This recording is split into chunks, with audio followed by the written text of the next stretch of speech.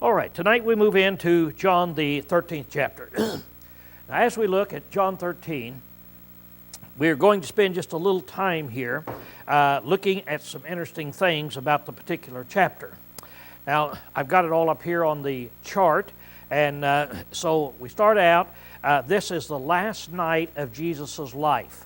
So as you begin to look at it now, you say, well, here it is, we've got chapters 13 all the way through chapter 21, and that is a big chunk in the book of John, and we're down now to the last day in Jesus' life. So really, what is most of the book of John about? See? We can see what it's about there. It's going to be about the leading up to the crucifixion and the resurrection. So what we're going to be dealing with tonight is the Jewish Passover supper. Now, this is the supper where Jesus institutes his Lord's Supper. Now, got down here the Synoptics, and John will cover the same events. John's account of this supper is shorter. So, if you want to get a lot more information, you can go to Matthew, Mark, and Luke, and you can read about this same event, and they'll give you a lot more information. John's is the shortest of them. To give you an illustration, I've got there in John 13, that's what we're going to be studying tonight. But if you want other information about the same thing, then you can go to all of those other scriptures and you'll have a great deal more information. For instance, John is not going to tell us about the institution of the Lord's Supper. He's just going to tell us about what went on at the Jewish Passover meal that night. But he's not going to tell us that this is a time when Jesus instituted the Lord's Supper. He took bread and he said, and he took the fruit of the vine and he said this. John doesn't deal with that. So if you want to hear about that, see about that, you go back to Matthew, Mark, or Luke, and then they will give you that information. So there's a lot of information and we could get there. Now, as I'm teaching this class tonight, you have to come to this point, every teacher does, how he will approach the subject. In other words, should I approach the subject and say, now let's study about the Last Supper, the Passover supper. And I'm going to try to give you all the information about this. So I would give you what he says in John 13. Then I'd have to go to these other passages and I'd have to get the information out of there and also teach that the things that John doesn't cover. Now that would be extremely interesting. It would be very informative. And that way it would give us all the information that we've got. But of course when you do that, excuse me, then you take up a lot more time in your class and you start losing what John himself had to say. When you say, here's what Matthew said, and Mark did, and then John says this and did. Now back to Luke, and we do this, and then John, now back to Matthew. And so we kind of lose the continuity then. So what I want to do is I'm just going to study John. Since we're studying the Gospel of John, rather than to go back and get all of that information, I'm just going to study chapter 13 in the book of John. Now, John has an approach that he wants us to see. And John felt that he didn't need to go back and put in that other information. Now, everybody agrees that John wrote his gospel the very last. Matthew, Mark, and Luke had been written many years before John wrote his. And so John knew that everybody had the accounts of Matthew, Mark, and Luke. They had read them. They knew about that. John now is going to give us just a little different perspective of some things that went on in that supper that Matthew, Mark, and Luke doesn't tell us about. Now, this has been John's approach all along, hasn't it? See, as we've gone along in there, John has told us about the things that happened down in Judea, but he hasn't told us about the things that happened up in Galilee. Only a couple of times has he touched on that. But the Matthew, Mark, and Luke, that's where they concentrate their teaching. Here's what happened up here in Galilee. So when you study Matthew, Mark, and Luke, and you look at what they cover, then you study John, there's very little similarity. Now, there's no contradiction or anything, but it's just that John has chosen to cover material that Matthew, Mark, and Luke did not cover. So, tonight, that's what he is going to do. He's going to tell us some things in here. These are things that you wouldn't find in Matthew, Mark, or Luke. It's kind of interesting of what he's going to do. Instead of covering the Last Supper, of where he took the bread and the fruit of the vine and so forth, John is going to zero in on Judas. And that's what this chapter is going to be zeroing in on. Going to be zeroing in on Judas. Now, the reason it's going to be zeroing in on Judas is not because Judas is a real important character, but it's because John wants us to see what Jesus did to his disciples and how he prophesied and let them know that Judas was going to betray him. And he wanted them to know, before Judas ever did betray him, he wanted them to know that he knew that Jesus was going to betray him. Now, a lot of times, Steve might come up to me and he asked me, "Hey, Lowell, did you know?" Now, if he will ask me something that happened yesterday, what will I answer? "Oh, yeah, no, Steve, I know that. I'm just smart as you are." See, that's in there.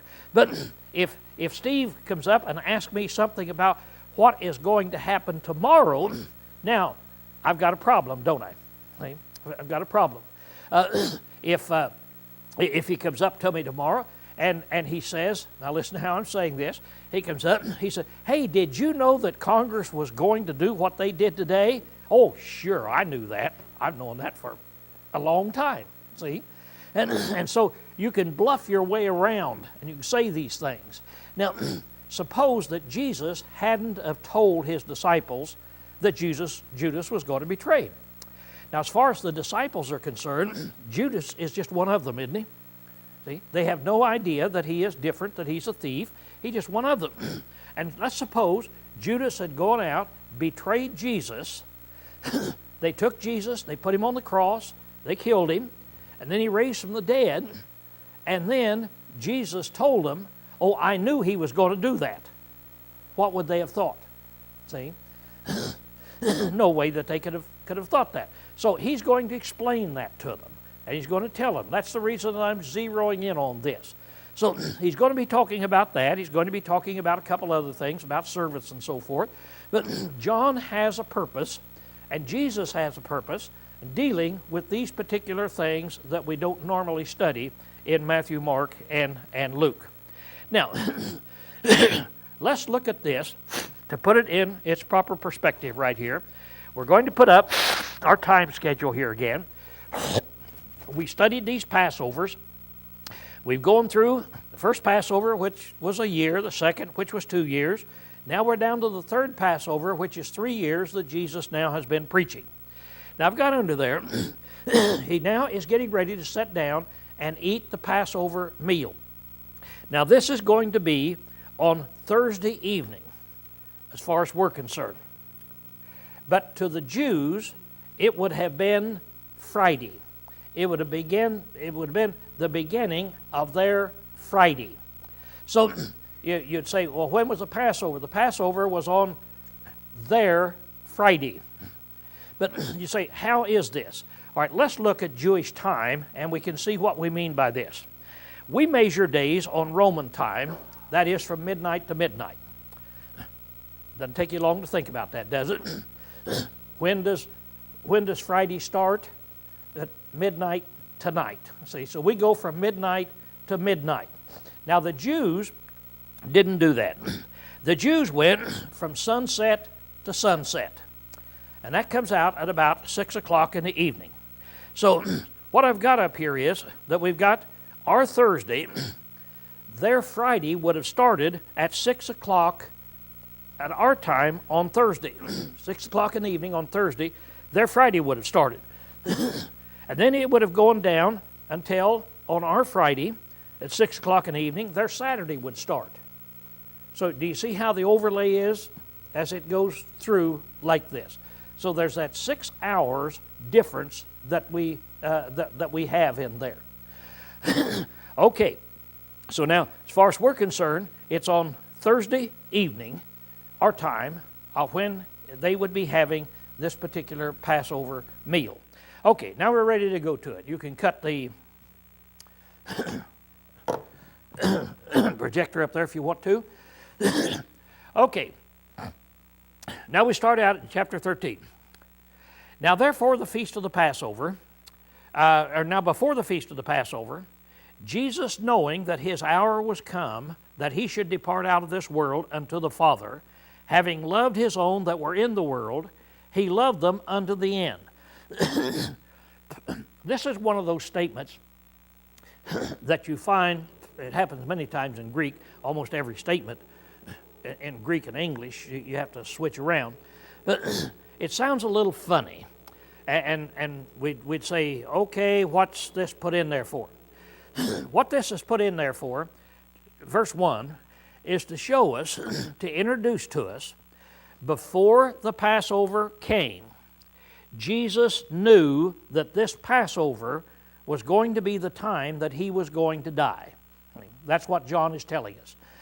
That Jesus understood it, Jesus knew it, and he had loved his disciples right up to this time, right up to the Passover, and then he continued loving them right up to the end, as long as he was here. In other words, his love didn't stop at the Passover, but his love continued right on. He's going to be put to death. He's going to raise from the dead. He still loves his disciples. So that's what verse 1 is telling us. It's just setting the stage that Jesus was aware of what is going to happen. He's been talking about this for quite some time, isn't he? My hour is not yet come, and when my hour is come, and so forth. Well, his hour is come now. All right, now in verse 2, John is going to tell us what happened during this Passover meal. And these are things that the other gospel writers doesn't tell us about. So, first of all, he's going to tell us about the foot washing. And during supper, the devil, having already put into the heart of Judas Iscariot, Simon's son, to betray him. Stop. Let's kind of get that out of the way. Because a little bit later on, we're going to hit it again, that the devil entered into his heart. When you look at somebody doing sin, who is it that does it? If I go out tonight and I get drunk or rob a bank or commit adultery, whatever I do, whose fault is it? All right, you'd say the devil's. See, the devil. But now, can I say like they used to say, well, the devil made me do it, so it's not my fault? No, no, you blame me. It's my fault. In other words, there's two people involved when sin comes into play. There's the devil and his part. Had he not been doing his part, sin wouldn't be here. We wouldn't be sinning. See? Now, what is the devil's part? According to James 1, the devil's part is he tempts you. He will tempt you. The devil knows our weaknesses, and when the devil wants to get me to sin, he's going to tempt me with whatever my weakness is. When he wants Steve to sin, he will tempt him with whatever his weakness is. Now, we might have the same weakness. We might have two entirely different weaknesses. But he's going to tempt us with whatever the weakness is. If you remember, over in James 1, I've illustrated it many times, the word over there is baiting, where he's going to tempt you. It's a fisherman's term that he will bait you. He will use bait. Now, when a fisherman goes out to catch fish, if he is trying to fish for a trout out here in the river, will he use the same bait that he would use trying to catch a salmon out in the ocean? No, two totally separate baits. Now, why do fishermen do this? How do fishermen know? They've got a tackle box, And in this tackle box, they've got all kinds of fishing gear, all kinds of baits, all kinds of plugs, some long, some short, some red, some brown. and you'll see them, and as they're fishing, they'll change this. Now, how do they know that? See, how do they know that? It's been through experience that they know that when they go out in the ocean to try to catch salmon, that salmon eat certain things. Salmon is drawing to a certain kind of a fishing bait. When they go down here to the river or out in a pond, then these fish are drawn to a different kind of bait. So a fisherman will go out and he will use the bait that entices the fish to come and bite. That's what Satan does. Satan tempts us, and then in our lust we bite. If you go back to Acts the 5th chapter, there you find Ananias and Sapphira. Now, the story is told there, and then chapter 5, and you get down about verse 4, you find that he's preaching there, Stephen, as Peter is saying these things, he is accusing Ananias and Sapphira, here's what you did. And then in the next verse, then here's what Satan did. And he blames both Satan and Ananias and Sapphira. They're both guilty of this thing. So I don't want you to think what it says that Satan put in his heart, that somehow or another there's a mysterious thing that Satan came and some mysterious way got in there and did some things. What is Judas's weakness? We already know what his weakness is. We learned it last week. What is his weakness? Greed, money. Money is what it is. So now he's going to find a chance to make some money. So he's already got that in his heart. All right, let's go back and let's see how that would happen. The Jews in Jerusalem, the Sanhedrin, they have already for the past few weeks planned on killing Jesus, haven't they? They want to kill him, and they've given the people orders, if you know where he is, you come and let us know. But then they couldn't take him, and they didn't want to take him out in the open. Why didn't they take him out in the open? Why did they want to know where he was secretly? The Jews would be upset and they would stone him. So Judas got a good idea. They need to know where he is privately so they can take him, and I'm the only guy that knows. So for the past few days, here, he's been out here away from Jerusalem, only with us 12. So Judas has already conceived in his heart, that's what this means, how he will be able to make some money and deliver up Jesus, you see, at this.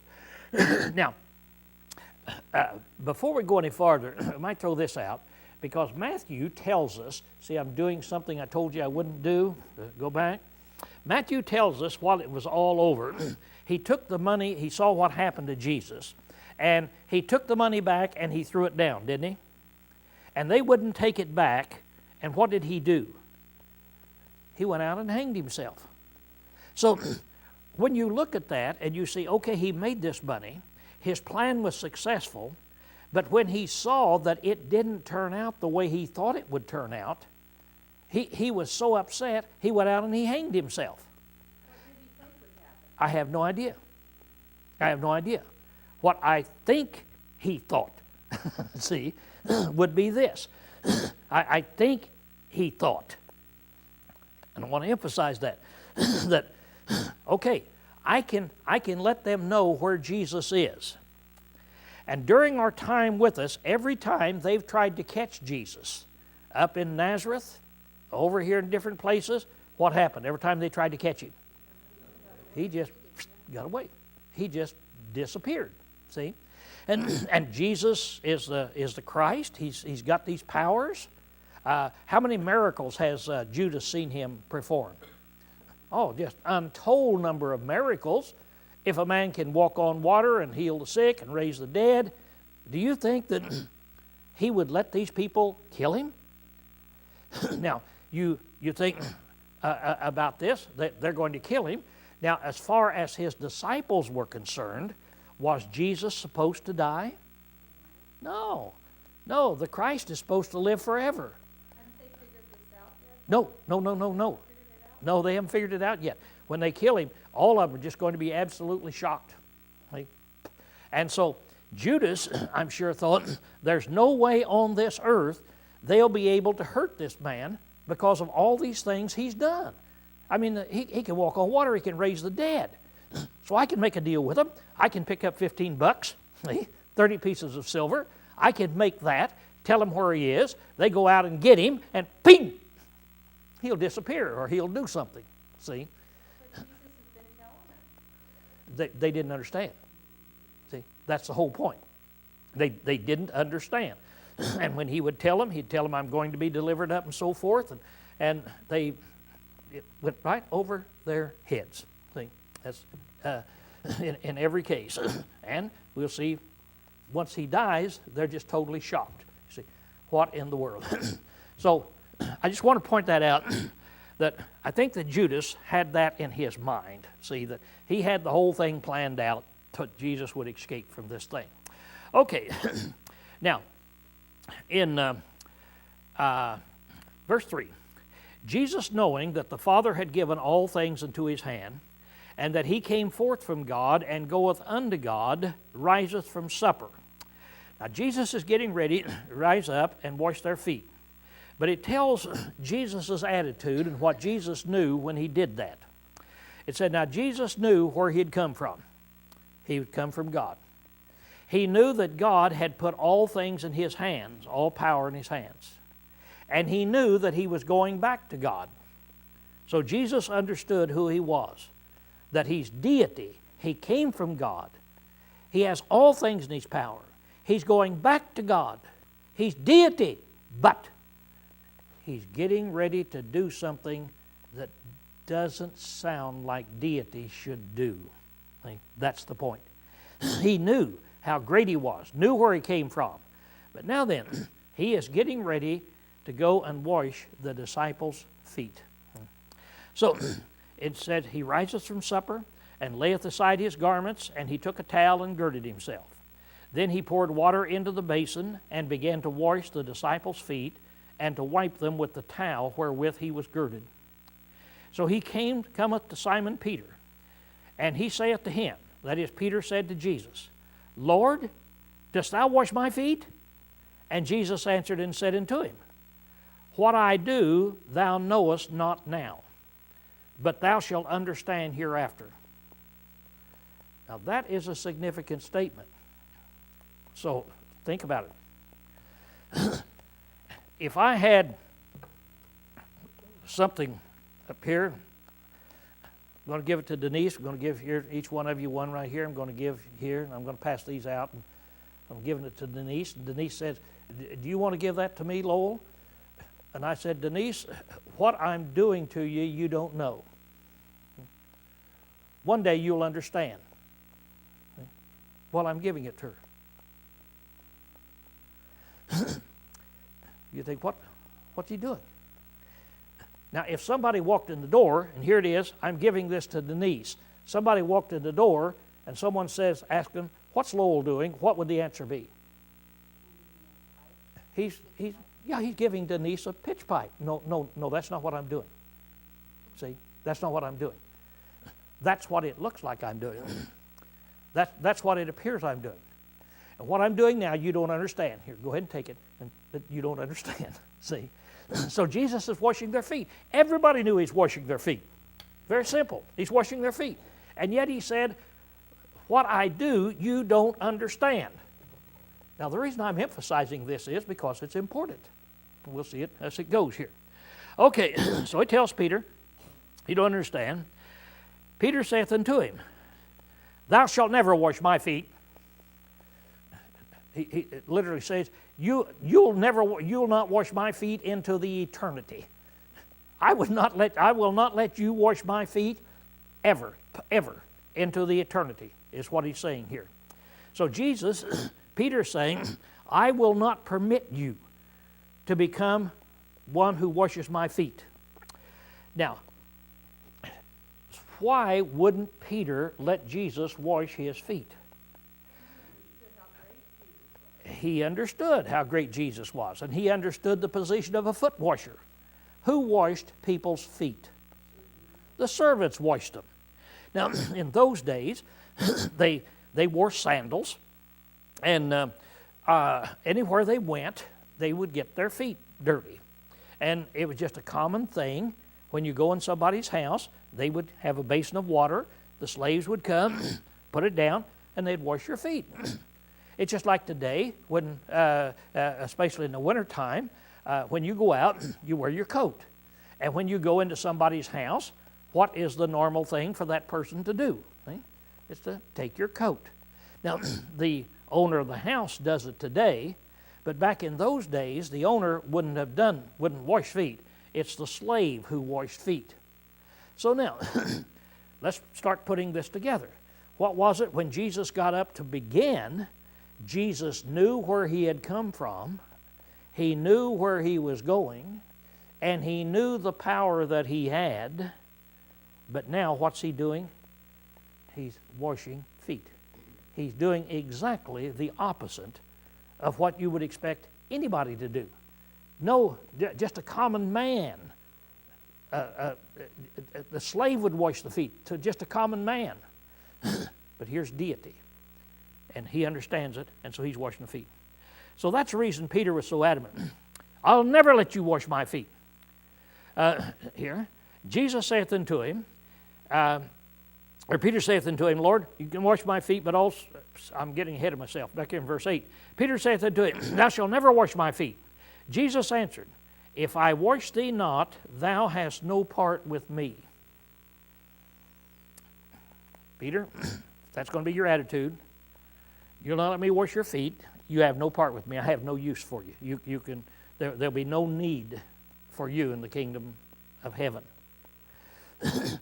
Now, stop to think. Do you suppose that what Jesus is telling Peter is, unless I get the dirt off of your feet, you can't become a part of me? That's not what he's telling them.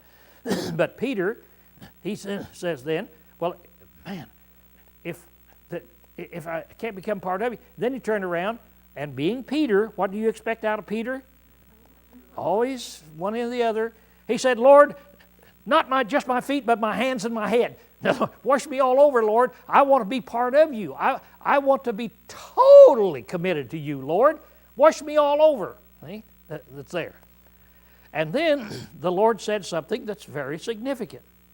And he saith unto him, He that is bathed needeth not save to wash his feet, but is clean everywhere. No, Peter, I'm not going to wash you all over. Because if you bathed, evidently they'd all bathed before this trip, see?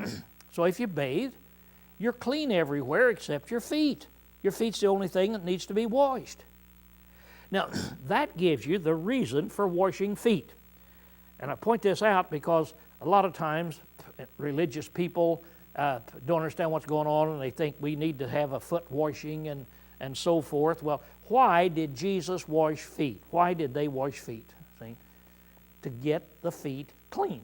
That was why they washed feet. That was the purpose of foot washing. So he said, you don't need to then in there. He said, because you're clean. Then Jesus puts in that little statement that he does so often. Just so often, all the way through. He said, but not all. In other words, not all of you are clean. He's setting them up. That's what he's talking about. But they don't know it yet. See, they don't know it. So he's telling them, you bathe, you're clean all over, but not all of you are clean. For he knew him that should betray him, and therefore he said, you're not all clean. So John explains why he made this statement. See? Now Jesus is setting them up. He's getting their attention. Now when I say he's setting them up, that sounds a little off-colored somehow or another. But let's put this in proper context. Do I ever set you up for anything? Did I ever ask a question? Now, why do I do that? Now be truthful with me, and don't say because you're mean and vicious, and be truthful with me. Why do I do that? Why do I pick on? No, why do I do that? Why would I ever ask a question and you know, and it's when you think, what is that? Oh, I don't know. Hope he doesn't ask me in here or something. Wonder what he's going to do. And trying to make you think. That's right. The best way to make you think a lot of times is to embarrass you. Linda, do you want me to tell something about what she did over here or something? See, I've got her attention now, right? And she's ready to listen to me.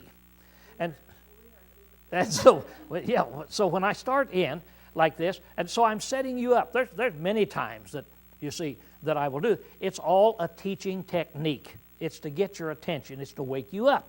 See? Is really what it is. So Jesus is waking them up in here. So instead of just coming in and saying, one of you are going to betray me, no, that's not the way he did it. He worked into this thing. See, he worked into it. Sometimes when I'm telling a hunting story, it takes me a little time to tell it, doesn't it? Have you ever heard me tell a hunting story? Start here, here, here, here. So my wife, then she'll break in once in a while. She'll think that's enough. And she'll say, so he shot the deer. Okay? Honey, shut your mouth. See, I'm not ready for that particular part yet. Because when she said, and he shot the deer, now what does that do to my story? The rest of you don't. So I go ahead and I tell it, you don't care about hearing it now, you see. As I'm saying, and I was sneaking around and I did this and I get up behind a boulder and I do, you already know when I got up there I shot the deer, see. So she ruined my story, see. Yeah, okay. Now, this is what Jesus is doing. He's setting them up. He doesn't just come in and say, here is what happened. And so he's doing this. So when he had washed their feet and taken his garment and sat down again, he saith unto them, do you know what I've done to you?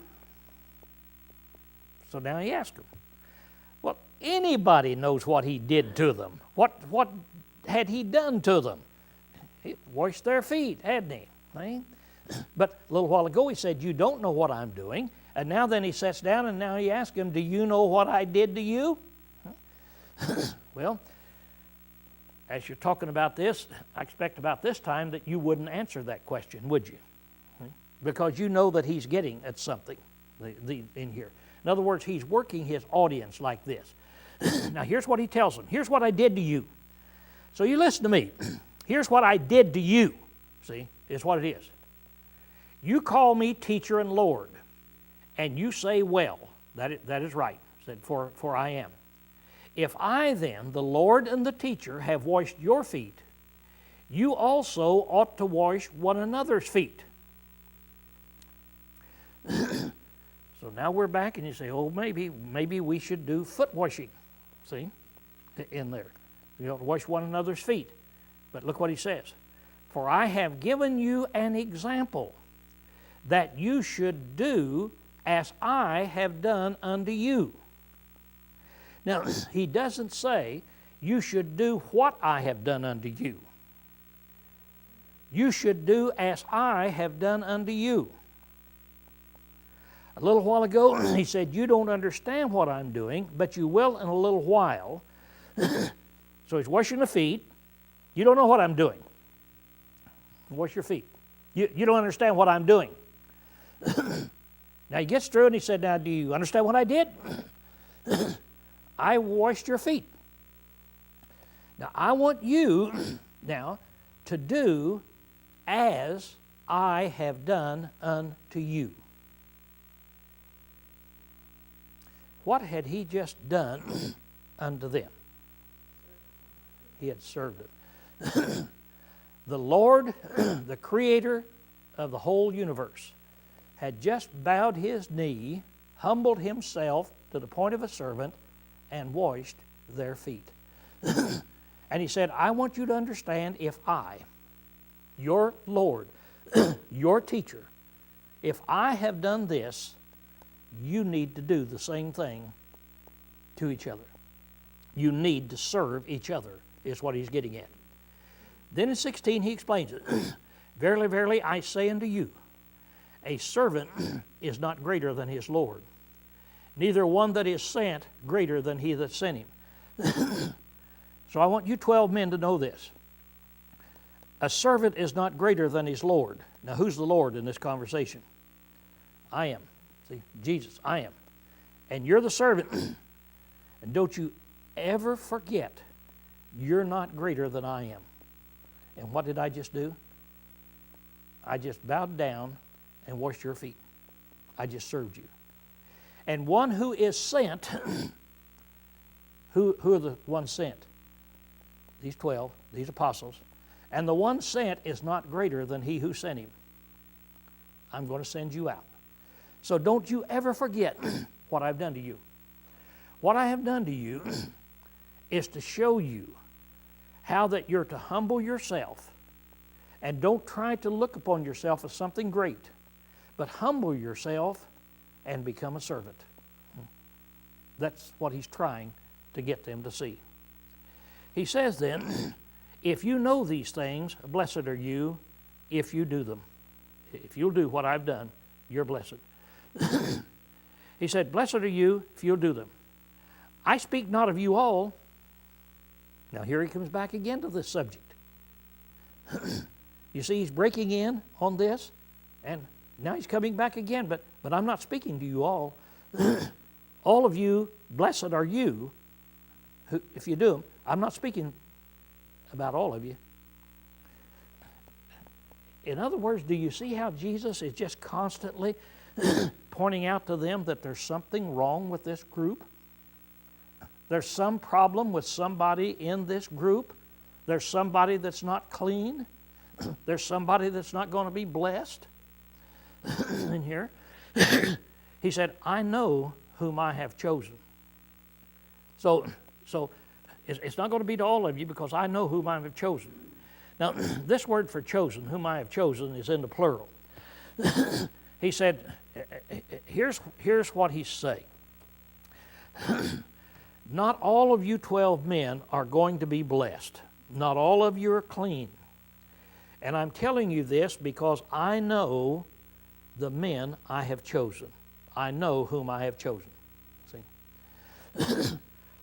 I chose Peter, who is an impetuous man, gets in lots of trouble. I got a job for him.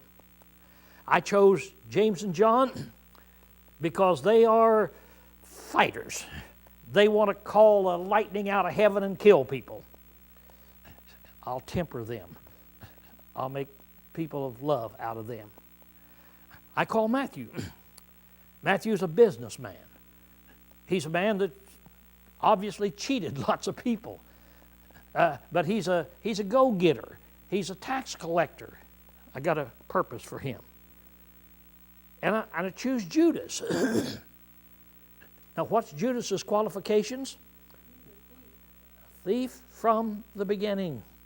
Jesus knew he was a thief when he called him. See? Did he have a purpose for him? Yeah. Now, before proceeding on, don't come to the conclusion, well, Jesus knew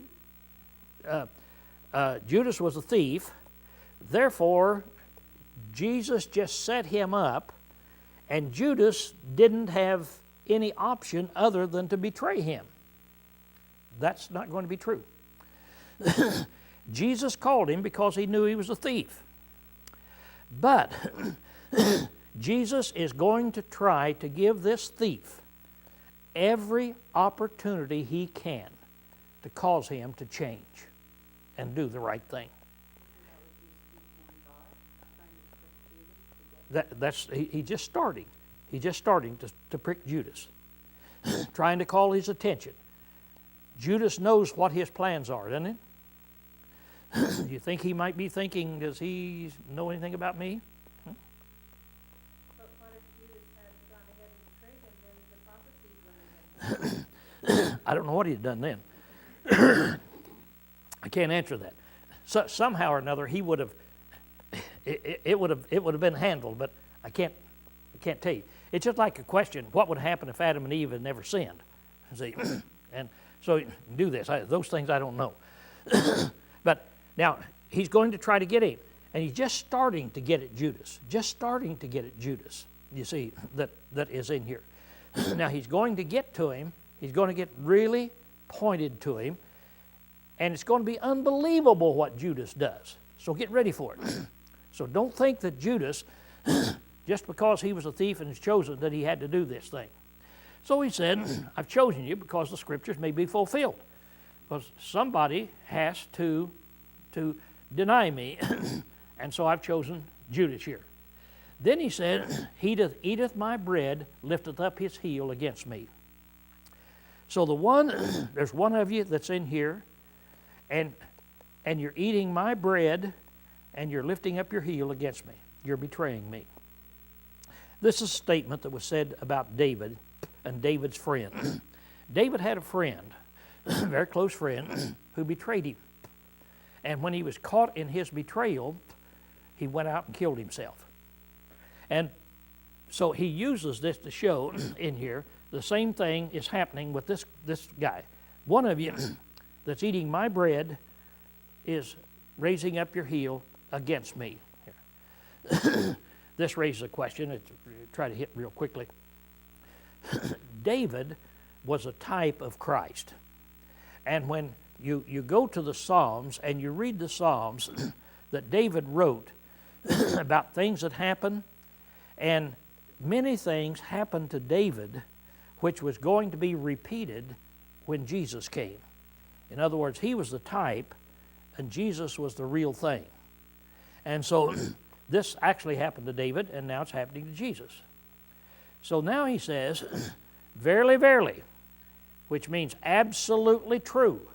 I say unto you, he that receiveth whomsoever I send receiveth me, and he that receiveth me, receiveth me, receiveth him that sent me. So you can be sure of this again. Now, this has nothing to do with Judas as far as I know. But anybody who accepts me for who I am accepts the one who sent me. It would make an impact on Judas only in this sense. that Jesus is the Christ, and those who accept me as the Christ do not accept me only, but they also accept the one who sent me, God. And whoever accepts the ones that I send, now who is it he's going to send? His apostles. Whoever accepts the ones I send accepts me. See? So we have this again.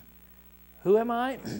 I came from God, and I have this authority to send out these people. Now, when Jesus had thus said, he was troubled in the spirit. So now he's getting right down to the end of this conversation here. And so now he's really troubled. He's upset. And testified and said, verily, verily, I say unto you that one of you shall betray me. Now, has Judas already made the preliminary arrangements? Yep. He's already negotiated with the priest over there.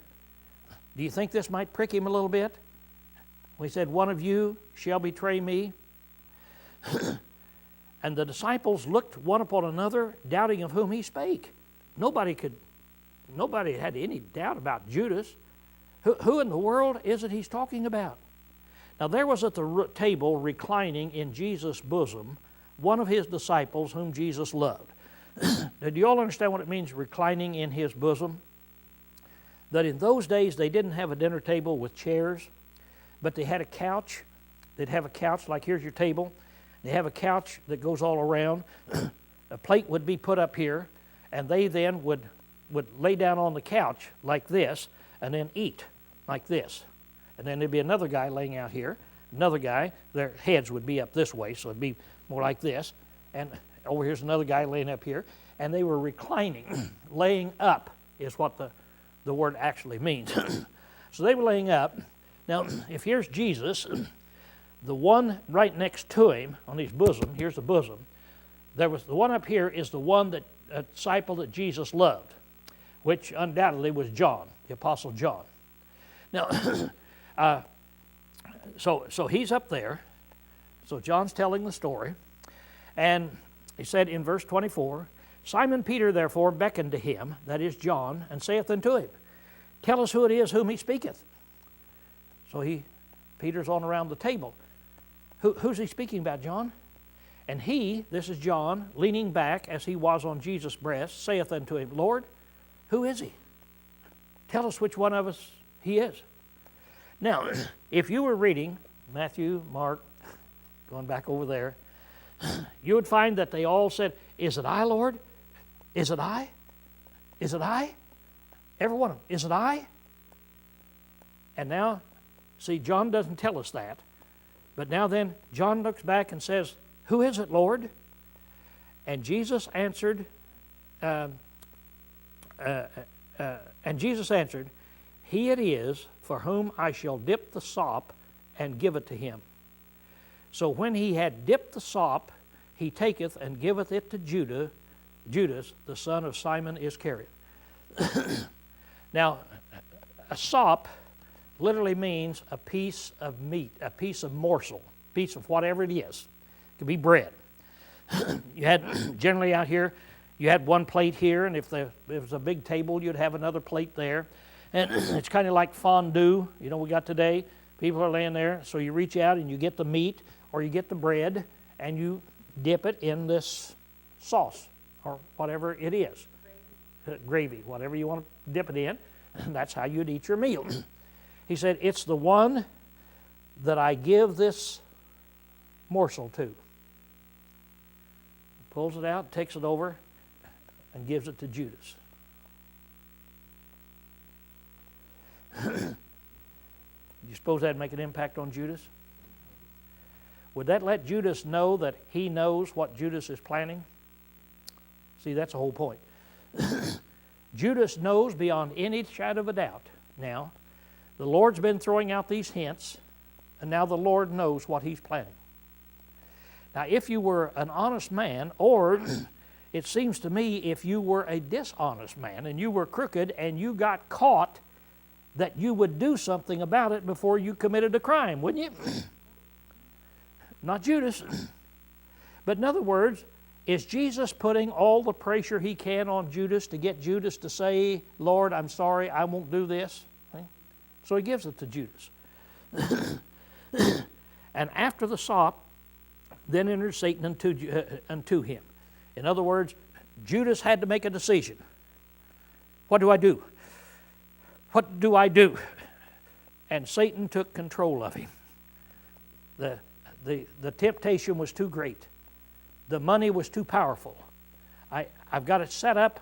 I want that money. So he made the decision to go ahead and betray him. Then Jesus therefore saith unto him, What thou doest, do quickly. So he looked at him, and only Judas and Jesus know what he's going to do. But Jesus has told him, one of you is going to betray me. And here's the one that it is. And then he looked at Judas, and he said, whatever you're going to do, whatever decision you're going to make, do it quickly. Now, if you're sitting there, you try to put yourself in Judas's shoes. When he got that piece of meat, he knows that Jesus knows he's going to betray him. And at this time, he's got to make up his mind. What do I do? What do I do? Do I carry it through, or do I... What do I do? See? And it's at this time that Satan won. But Jesus then said, whatever you're going to do, whichever decision you're going to make, do it quickly. Do it now. What are you going to do? Now, if that wouldn't bring you back, I don't know what would. Do you see? He puts all that pressure on Judas to get him to turn. Now, verse 28. Now, no man at the table knew for what intent he spake this with him. For some thought, because Judas had the bag, that Jesus saith unto him, buy what things we have need of for the feast, or that he should give something to the poor. He then, having received the sop, went out straightway, and it was night. So Judas jumped up and took off. It's unbelievable, the pressure that Jesus put on him to get him to change but he went away and he did it. So Jesus then turned to the other 12 and he says, when therefore he was going out, Jesus saith, now the Son of Man is glorified, and God is glorified in him. And God shall glorify him in himself, and straightway shall he glorify him. So, in glorifying him, it is that God and Jesus were doing what they needed to do to pay the price for sins. So, Jesus had glorified God by carrying it through. God had glorified Jesus by all that he had done. And God would continue to glorify Jesus in himself. In other words, they're working together so that they will both be glorified. Then he turned to the 11. He said, little children, this is the first time, the only time he calls them this. Little children, yet a little while I am with you. You shall seek me, and as I said unto the Jews, whither I go, you cannot come. So now I say unto you, now, a little while I'm with you. Tonight, he's going to be betrayed. See? Tonight, about midnight, he's going to be taken off. And so I'm with you now for just a little bit more. And I want you to know where I'm going, you'll not be able to follow me. He said, just like I told the Jews. Remember back there when he told the Jews that? And the Jews said, well, where's he going? Into the dispersion? Or is he going to go commit suicide? So Jesus is telling him, you cannot come. So now I say unto you, here it is, I'm going to give you now this. A new commandment I give to you, that you love one another. Now stop right there. Is loving one another a new commandment? Did Moses command love? What were the two greatest commandments? And you find in the law of Moses. First, love God, and then what was the second? Love your neighbor as yourself. See? Love your neighbor as yourself. Now, Jesus said, I'm going to give you a new one. And it is to love one another. Well, so far that's not new. See? Even as I have loved you, that you also love one another. So what's new about it? The standard. You love each other as I have loved you. See? I've loved you. I've given my life for you. That's how I want you to love one another. Then he says, by this shall all men know that you're my disciples, if you have love one to another. So love is going to be the badge that a Christian wears. How do you tell a sheriff? How do you tell a policeman? How do you tell a judge? How do you tell a doctor? In other words, people wear badges. They wear various things that shows what they are. Now, Christians also wear a badge. It's not a badge made out of metal, but it's love. If you will love one another the way I've loved you, the world will see it. And they'll know that you are a Christian. So that's the key. Simon Peter saith unto him, Lord, whither goest thou? So Simon can't get this off of his mind about where he's going. Jesus said, you can't go. Peter's wondering, where in the world are you going that I can't go? So Peter comes back, Lord, where are you going? Jesus answered, where I go, thou cannot follow me now. In other words, where I'm going, you can't follow me now. See, that is in there, because he's going back to God. And so he says, I will lay down my life for thee. That's where I'm going. I'm going to die for you, Peter. I will lay down my life for thee. Jesus answered, no, this is Peter saying this. Peter saith unto him, Lord, why cannot I follow thee now? Why can't I? I will lay down my life for thee. I'll die for you, Lord. Then Jesus answered, wilt thou lay down thy life for me? He asked him. He said, verily, verily, I say unto thee, the cock shall not crow till thou hast denied me thrice.